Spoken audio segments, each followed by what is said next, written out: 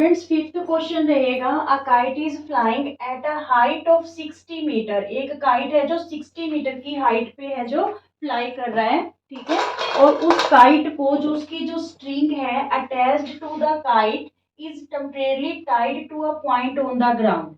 60 metre की height पे वो फ्लाई कर रहा है और जो उसकी स्ट्रिंग है काइट की वो ग्राउंड के एक पॉइंट पे टेम्परेरी तौर पे टाई की गई है। The inclination of the string with the ground, और वो जो स्ट्रिंग है उसका जो ग्राउंड के साथ एंगल है वो क्या बन रहा है 60 डिग्री। तो हमें फाइंड क्या करना है length of the string, assuming that there is no slack in the string. ये एज्यूम करके कि जो स्ट्रिंग है उसमें कोई स्लैक नहीं है, ठीक है। तो यहाँ पे देखिए मान लीजिए काइट है इस पॉइंट पे है जो फ्लाई कर रहा है, ठीक है।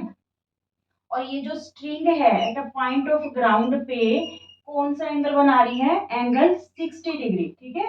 यहाँ पे देखिए कि the string attached to the kite is temporarily tied to a point on the ground. मान लीजिए यहाँ पे उसको टाई किया गया है और जो उसका इंक्लिनेशन ऑफ द स्ट्रिंग है विद द ग्राउंड के साथ दैट इज 60 डिग्री, ठीक है। और हाइट कितनी दे रखी है काइट की, हमें कितनी ऊंचाई पे है जो ये उड़ रहा है 60 मीटर की ऊंचाई पे, क्लियर। हमें पता क्या करना है, स्ट्रिंग की लेंथ पता करनी है, ठीक है। मीन्स हाइपोटेन्यूज पता करना है। तो यहाँ पे ए बी सी हमने इसको नेमिंग दे लिया। यहाँ पे देखिए सोल्यूशन में in triangle A B C, in triangle A B C, ठीक है। तो यहाँ पे आपको हाइपोटेन्यूज पता करना है तो आप पहले लिखिए बी सी बाय में ए सी, बी सी बाय में ए सी। तो ये क्या बना देखिए, बी सी परपेंडिकुलर है और ए सी क्या है आपके पास हाइपोटेन्यूज, ठीक है। तो ये परपेंडिकुलर बाय हाइपोटेन्यूज क्या बना साइन 60 डिग्री, ठीक है, साइन 60 डिग्री। तो बी सी की वैल्यू हमारे पास क्या है 60, AC हमें फाइंड आउट करनी है और जो साइन 60 है इसकी वैल्यू क्या होती है √3/2। अब हम क्या करेंगे, ये क्रॉस मल्टीप्लाई हो जाएंगे। तो AC √3 या √3AC इक्वल टू 62 जा 120। AC की वैल्यू हमारे पास 120, ये √3 मल्टीप्लाई इधर आके क्या हो जाएगा डिवाइड इंटू √3, रैशनलाइज कर लेंगे डिनोमिनेटर को, ठीक है। √3 से न्यूमिनेटर और डिनोमिनेटर को मल्टीप्लाई करके, तो यहाँ पे 120 √3 बाय में क्या आ गया 3, ठीक है। √3 को √3 से मल्टीप्लाई करेंगे 3, तो यहाँ पे 3 4 जा 12 और 0 मीन्स 40 √3 आ गई जो स्ट्रिंग की लेंथ है, ठीक है। क्या आ गई स्ट्रिंग की लेंथ 40 √3। बच्चों अच्छा ये आंसर तो है आपका करेक्ट। कई बार क्या होता है कि जो ऑप्शनल क्वेश्चन आते हैं हो सकता है उसमें ये ऑप्शन ना हो, उसकी जगह क्या दिया हो सकता है, क्योंकि जो √3 की वैल्यू होती है दैट इज 1.732, ठीक है। तो हो सकता है 40 को यहाँ पे 1.732 से मल्टीप्लाई करके वो ऑप्शन डाल रखा हो। क्या बनेगा अगर हम यहाँ पे √3 की वैल्यू फिल कर देते हैं, 4 2 जा 8, 4 3 जा 12, 1 4 7 जा 28 और 1 29, 4 1 जा 4 और 2 6 और ये 0। तो यहाँ पे कितने पॉइंट्स थे, 3 1 2 3, तो यहाँ पे हमने क्या लगा दिया पॉइंट। तो हो सकता है आपके ऑप्शन में ये आंसर गिवन ना दे के ये वाला हो, ठीक है, ये वाला हो। तो फिर आप इस पे टिक लगाओगे, आपको फिर यहाँ पे √3 की वैल्यू पुट करनी पड़ेगी, ठीक है। नहीं तो यहाँ तक भी ये करेक्ट है, क्लियर, ओके। सिक्स्थ क्वेश्चन रहेगा 1.5 metre tall boy is standing at some distance from 30 metre tall building. देखिए एक 30 मीटर टॉल बिल्डिंग है, ठीक है। ये बिल्डिंग को शो कर रही है लाइन 30 मीटर, ठीक है। तो यहाँ पे जो एक लड़का है 1.5 मीटर टॉल, ठीक है, वो इसके सामने खड़ा है। मान लीजिए यहाँ पे ये बॉय है जो खड़ा है 1.5 मीटर जो टॉल है, ठीक है। इस लाइन को हम ज्वाइन कर देते हैं यहाँ पे। आगे देखिए क्या कह रहा है, the angle of elevation from his eye to the top of the building. तो वो यहाँ पे किसको देख रहा है, टॉप ऑफ द बिल्डिंग को। तो जो उसका एंगल ऑफ एलिवेशन है, ठीक है, यहाँ पे ये लाइन आप मीट कर दो। यहाँ पे जो एंगल ऑफ एलिवेशन है वो 30 से 60 डिग्री इंक्रीज हो रहा है। कैसे, जैसे जैसे वो बिल्डिंग की तरफ बढ़ रहा है। to the top of the building increases from 30 to 60 as he walks towards the building। मान लीजिए पहले वो इस पॉइंट पे है, फिर वो चल के यहाँ पे इस पॉइंट पे आ गया, तो जो एंगल है वो 30, पहले 30 डिग्री था, अब इंक्रीज होके क्या हो गया है वो 60 डिग्री यहाँ पे। ठीक है, ये क्या हो गया एंगल 60 डिग्री। तो यहाँ पे आपको पता क्या करना है, find the distance he walked. हमें ये डिस्टेंस फाइंड आउट करनी है जो उसने वॉक की है, ये डिस्टेंस। ठीक है, ये डिस्टेंस हमें क्या करनी है, फाइंड आउट करनी है। तो ये भी क्वेश्चन आपका इजी ही रहेगा। देखिए पहले हम इसको नेमिंग दे लेते हैं, ए बी, इस पॉइंट को बी, इस पॉइंट को सी डी, ठीक है, ई एफ और जी। क्लियर। यहाँ पे देखिए जो आपकी बिल्डिंग है इसकी जो टोटल लेंथ है, बिल्डिंग की ही बात हुई है, बिल्डिंग की जो लेंथ है दैट इज 30 मीटर। और यहाँ पे देखिए जो बी ई जी डी है एक रेक्टेंगल फॉर्म कर रही है। अगर बीई आपका 1.5 है तो जो ये जी डी है दिस इज ऑल्सो 1.5। तो फिर हमारा एडी कितना रह गया, अगर पूरी ए जी में से अगर हम डी जी माइनस कर दें, ठीक है, मीन्स पूरी 30 में से अगर 1.5 माइनस कर दें तो हमारे पास एडी की वैल्यू 28.5 आ जाएगी। ठीक है, और ये हमें वैल्यू फाइंड आउट करनी क्यों जरूरी है, क्योंकि यहाँ पे जो ट्रायंगल्स बन रही हैं एक तो ए सी डी बनेगी जिसमें हमें एडी की लेंथ चाहिएगी, और एक ट्रायंगल बनेगी आपकी ए बी डी, तो इसमें भी एडी की हमें जरूरत है। क्लियर ये बात। तो चलिए सोल्यूशन में देखिए यहाँ पे B E equal to G D, B E equal to G D, तो ये क्या है दोनों 1.5 मीटर। हमें फाइंड आउट क्या करना है, एडी। ठीक है, तो एडी हम क्या करेंगे, पूरी ए जी में से डी जी माइनस कर देंगे, ए जी यानी बिल्डिंग की जो लेंथ है, हाइट है दैट इज 30 मीटर, और ये 1.5 मीटर इसमें से माइनस कर देंगे तो 28.5 मीटर हमारे पास क्या आ गई, एडी की वैल्यू। अब हम क्वेश्चन करते हैं, हमें 2 टाइम्स ट्राइंगल्स लेनी है, एक बार तो हम ये ट्राइंगल लेंगे और एक बार ये पूरी लेंगे, तो उसमें हमारे पास पूरी ट्राइंगल में तो हमारे पास बी डी आ जाएगी। ठीक है, और ये ए सी डी ट्राइंगल में हमारे पास सी डी आ जाएगी। तो हम क्या करेंगे, बी डी में से सी डी माइनस कर देंगे, तो ये हमारे पास जो है जितनी डिस्टेंस उसने कवर की है वो आ जाएगा, मीन्स बी सी आ जाएगी। क्लियर। तो चलिए करते हैं इन ट्रायंगल ए सी डी। ठीक है, पहले ये वाली ट्रायंगल लिए ए सी डी, तो यहाँ पे देखिए आपको गिवन क्या है, परपेंडिकुलर और बाय में बेस ले लो। ठीक है, परपेंडिकुलर बाय में बेस मीन्स टेन 60 की बात होगी यहाँ पे। तो यहाँ पे देखिए इन ट्रायंगल ए सी डी में ए डी बाय में सी डी। ठीक है, यहाँ पे आप ध्यान रखा करो, पंडित बद्री प्रसाद हर हर बोले, तो ये परपेंडिकुलर है और ये क्या है, बेस है। ठीक है, ये क्या है, बेस, परपेंडिकुलर बाय में बेस, तो ये क्या हो गया, टेन 60 डिग्री। ठीक है, तो यहाँ पे एडी की वैल्यू अभी अभी हमने निकाली है, एडी की वैल्यू 28.5, सी डी हमें पता नहीं। ठीक है, और टेन 60 की वैल्यू √3 होती है, टेन 60 की वैल्यू क्या होती है, √3। आपको टेबल है जो थोड़ा बनाना सीखना पड़ेगा, नहीं इसमें कुछ वैल्यूज आप माइंड में रख लो, जैसे टेन 30 की वैल्यू 1/√3, टेन 60 की वैल्यू √3, टेन 45 की वैल्यू 1, साइन 30 की वैल्यू 1/2, ठीक है, और साइन 60 की वैल्यू √3/2। तो ये कुछ जो वैल्यूज हैं बार बार इसमें यूज होती हैं, उनको आप लर्न कर लो। ठीक है, तो अब यहाँ पे क्या होगा, देखिए हम इसको क्रॉस मल्टीप्लाई कर देते हैं, तो ये आ जाएगा √3 CD इक्वल टू 28.5।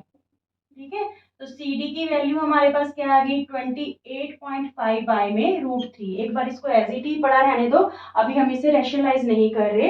पहले हम ये वाली ट्रायंगल लेंगे, ट्रायंगल ए बी डी में, in triangle A B D, तो सिमिलरली इसमें भी परपेंडिकुलर बाय में बेस करेंगे, मींस ए डी और बाय में बी डी। ठीक है, ए बी डी में बेस पूरा क्या रहेगा इस बार, B D, A D by में बी डी टेन 30 डिग्री। इस ट्रायंगल का एंगल कौन सा बन रहा है, 30 डिग्री। ठीक है, तो यहाँ पे एडी की वैल्यू वही आपके पास 28.5 है, बीडी हमें फाइंड आउट करना है, और टेन 30 की वैल्यू 1/√3।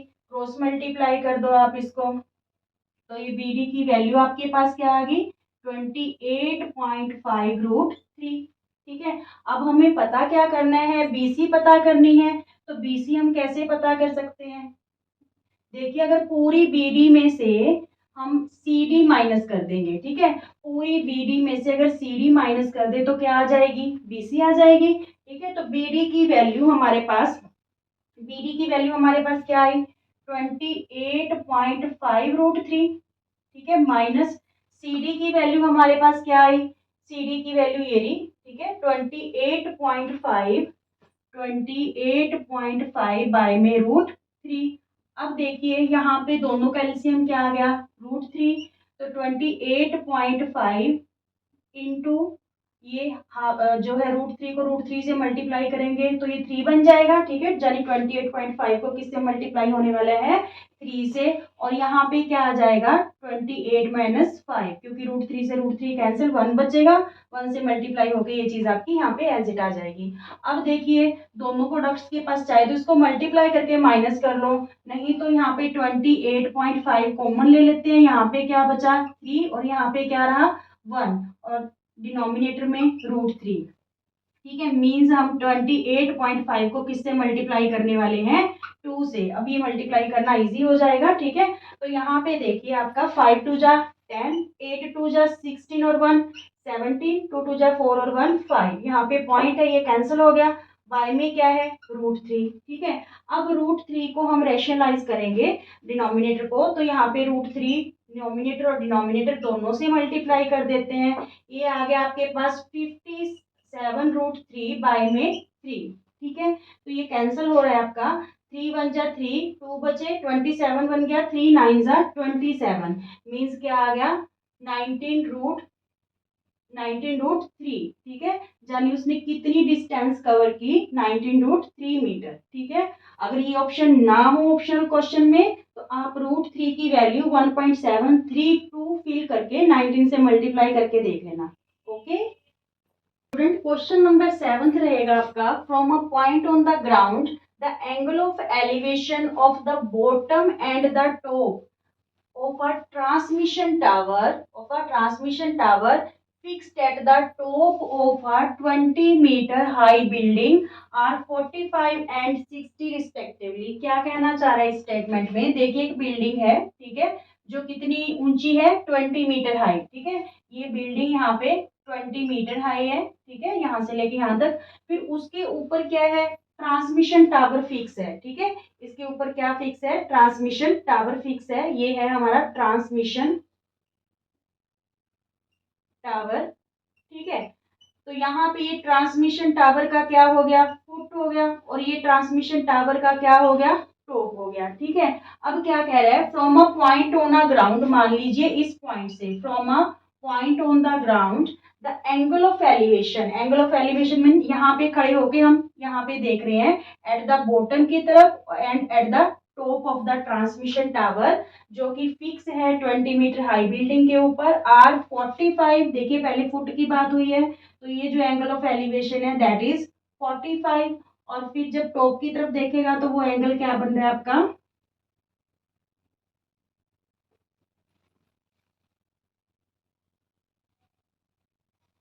यहाँ पे ये एंगल बन रहा है 60 डिग्री का, क्या बन रहा है एंगल 60 डिग्री का। ठीक है, क्लियर। यहाँ पे देखिए high building are 45 and 60 respectively, तो पहले किसकी बात हुई है, बॉटम की, तो बॉटम के साथ 45 डिग्री का एंगल, फिर किसकी बात हुई है, टॉप की, तो टॉप के साथ कितनी डिग्री का एंगल, 60 डिग्री का एंगल। क्लियर यहाँ तक। तो find the height of the tower, हमें क्या पता करना है, टावर की हाइट पता करनी है, मीन्स इतनी, ये चीज। ठीक है, मीन्स यहाँ पे एच पता करना है, और ये चीज हमें पता ही है कि ये 20 है, तो यहाँ पे हमने इस पॉइंट को नेम ए दे लिया, यहाँ पे बी और सी और डी, मीन्स हमें सी डी फाइंड आउट करना है। ठीक है, सी डी फाइंड आउट करना है, तो हम कैसे करेंगे, देखिए आपके पास दो ट्रायंगल्स आपको नजर आ रही है, ट्रायंगल ए बी सी, ठीक है, और कौन सी ट्रायंगल ए बी डी, तो इनकी हेल्प से हम ये जो है ट्रांसमिशन टावर की हाइट है फाइंड आउट कर लेंगे। तो देखिए सोल्यूशन में सबसे पहले ट्रायंगल एबीसी ले लीजिए, इन ट्रायंगल ए बी सी, तो बी सी बाय में A B, B C by में A B tan 45 degree, A B C का एंगल क्या है आपका 45। ठीक है, और ये जो बी सी है दिस वन इज परपेंडिकुलर, और ये बेस तो परपेंडिकुलर बाय में बेस क्या होता है, 10 होता है, तो 10 ऑफ 45 डिग्री हो गया। BC की वैल्यू हमें 20 गिवन है, AB हमें पता नहीं है, ठीक है, और 10 45 की वैल्यू क्या होती है, 1, ठीक है। तो मीन्स AB की वैल्यू हमारे पास क्या आ गई, 20 मीटर। AB हमारे पास क्या आ गया यहाँ पे, 20 मीटर, ठीक है। अब पूरी ट्रायंगल में आ जाओ, in triangle ABD, in triangle ABD, तो यहाँ पे भी हम परपेंडिकुलर बाय में बेस यूज करने वाले हैं, मींस BD बाय में AB equal to tan 60 degree, ठीक है। पूरी ट्रायंगल का एंगल क्या है, 60 डिग्री। तो यहाँ पे BD की वैल्यू तो हमें पता नहीं, देखिए BD की वैल्यू है क्या, अगर हम CD को H लेट कर लेते हैं तो पूरी BD की वैल्यू H+20 है, ठीक है। पूरी BD की वैल्यू हमारे पास क्या है, H+20, ठीक है। और AB क्या है, 20, tan 60 की वैल्यू क्या होती है, √3। तो ये जो है H+20 इक्वल टू 20 √3 हो गया, मल्टीप्लाई हो जाएगा 20 इधर जाके, और ये +20 राइट हैंड साइड जाके क्या हो गया, माइनस का हो गया। तो यहाँ पे दोनों टर्म्स के पास 20 है, तो 20 हमने कॉमन ले लिया, यहाँ पे क्या रह गया, √3, और यहाँ पे क्या रह गया, -1। तो यहाँ पे हम कह सकते हैं कि जो ट्रांसमिशन टावर है उसकी हाइट हमारे पास 20 इंटू √3 - 1 है, ठीक है। ये आंसर बी आपका करेक्ट है। नहीं तो अगर ऑप्शन के तौर पे कुछ ये इस टाइप का आंसर नहीं दे रखा तो √3 की आप यहाँ पे वैल्यू पुट कर सकते हो, ठीक है। √3 की मैंने वैल्यू पुट कर दी 1.732 -1, तो यहाँ पे आपके पास बचा 0.732, ठीक है। तो 2 को मल्टीप्लाई कीजिए इससे, 2 2 जा 4, 2 3 जा 2 2 जा 4, 2 3 जा 6, 2 7 जा 14, तो 3 डिजिट छोड़ के, और ये वाला 0, ठीक है, 3 डिजिट छोड़ के पॉइंट है, तो यहाँ पे पॉइंट लग जाएगा। हो सकता है आपके जो ऑप्शनल MCQs आएंगे उसमें ये ऑप्शन गिवन हो, ये ना गिवन हो के ये गिवन हो, तो आपको फिर वहां पे √3 की वैल्यू फिल करनी पड़ेगी। Clear, okay.